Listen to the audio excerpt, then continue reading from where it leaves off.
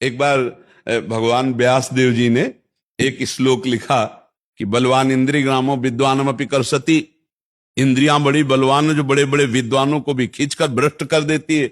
इसलिए एकांत में अपनी बहन के पास बहुत समय तक नहीं रहना चाहिए, अपनी बेटी के पास भी बहुत समय तक नहीं रहना चाहिए, और पुत्र जवान हो तो एक सैया पे एकांत में मां को भी नहीं लेटना चाहिए। तो जैमिनी जी बड़े ऋषि हैं, तो उनका प्रभु ऐसा कैसे हो सकता है कि विद्वान है वो और जानता है मेरी बहन है और बेटी है, पवित्र भाव, तो वो ऐसा कैसे कर सकता है?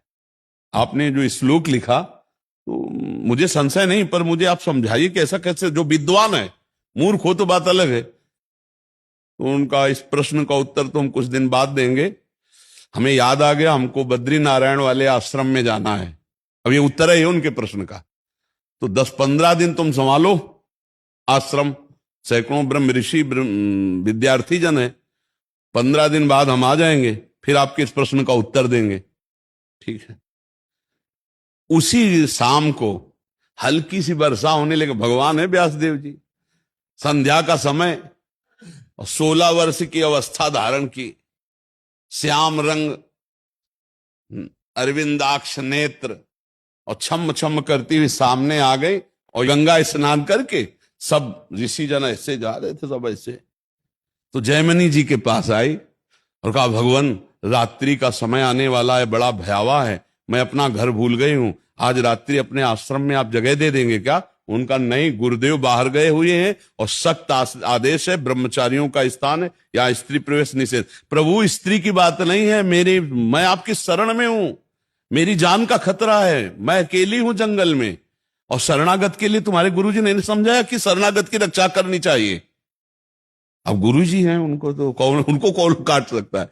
जयमिनी जी ने कहा, बात तो तुम्हारी सही है कि तुम्हारा स्त्री शरीर है, अभी देखा नहीं, स्त्री शरीर है और गुरुजी है नहीं, और तुम्हारी रक्षा भी कर। अच्छा, ऐसा कर सकते हैं कि हम अपने आश्रम में एक झोपड़ी खप रहला था, उसमें अलग आपको दे देंगे, दरवाजा लगा, आप बंद कर, मैं भी कहूं तो दरवाजा रात्रि में मत खोलना, सुबह निकल जाना। तो उनका, जैसी आपकी आज्ञा, मेरी रक्षा हो जाएगी, चलो दूर चलो, और वो कुटिया है, जाओ दरवाजा अंदर बंद कर लो जाकर, यहां सब ब्रह्मचारी रहते हैं।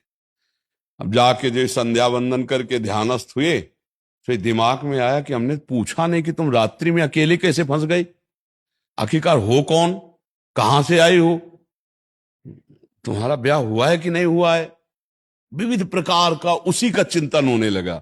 तो ध्यायतो विषयान पुंसात संगास्तेषु उपजायते, संगात संजायते कामः, कामात् क्रोधो विजायते, क्रोधात् भवति सम्मोहा, सम्मोहा स्मृति विभ्रमा, स्मृति भ्रंशात् बुद्धिनाशो, बुद्धिनाशात् प्रणश। पहला रोग शुरू हो गया, ध्यान। जहां प्रभु का ध्यान होना था वहां तो चरण देखे थे बड़े ही सुंदर, उनका मुख कितना सुंदर होगा। अब गए, अब इतना सब करते हुए रात्रि तो हो ही गई थी, दरवाजा खटखटाया, तो उन्होंने, दरवाजा तो नहीं खुलेगा। बोले, मैं जयमिनी जी हूं। बोले, नहीं, जयमिनी जी ने मना किया है कि सुबह नहीं खुलेगा दरवाजा। तो खपरा हिलाए थे, कोई लिंटर तो था ले खपरा हटाए, बांस हटाए, कूद गए। देखा तो वो सुंदर रूप, क्योंकि भगवान ने धारण किया था, श्याम रंग छटा छा रही थी एकदम, इंद्रनीलमणि कांति, नौ यौवन अवस्था, देख के मुग्ध हो गए। अब सब पूछना भूल गए कि तुम कहां से आई हो, क्या कुछ नहीं पूछा, तुम्हारा ब्याह हुआ है? नहीं। तो तुम ब्याह कर सकती हो? हाँ, हमसे कर सकती हो। बोले, आप जैसा ऋषि मिले तो फिर क्या कहना है, ब्याह तो कर ही लेगी। तो उनका, फिर ब्याह कर लो हमसे।